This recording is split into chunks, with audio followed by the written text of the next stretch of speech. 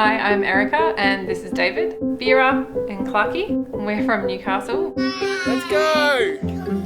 Come on in.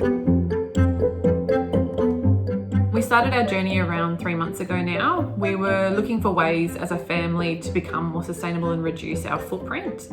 The Carbon Track app has enabled us to look at when we're using energy. It's made us really mindful of when to run things like dishwashers, the oven, cooking meals. That means that electricity is using all of the solar panel energy and nothing from the grid. I'm really interested in propagating plants. So I was always hoarding pots out the back. This outdoor storage has enabled me to sort the cuttings, and it's really kept in one place, and it's neat and it's clean and it's out of the way of the possums, which is great. In the bathroom, I've implemented some storage solutions. It was kind of a bit of a black hole initially, but now we've used the storage containers, everything is sectioned. It just means that we don't lose and buy excess things. I did find that we were having, I think, 5 bottles of kids' shampoo at one point because it was all at the back.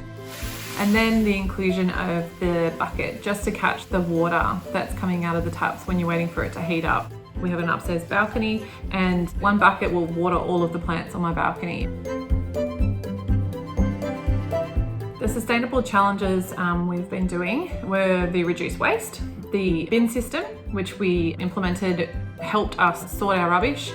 To be honest, I was very skeptical in the beginning about how it would work, but it's really been helpful. I've noticed that our rubbish going out each week is a lot smaller to the curb. The other one that we're looking at doing is a sustainable Christmas. We're having a Christmas party for my friends on the weekend and we're going to use compostable plates. I'm also using decorations which we have made. Things like that, I think from the heart as well, that are handmade, are a lot more appreciated by the person receiving them.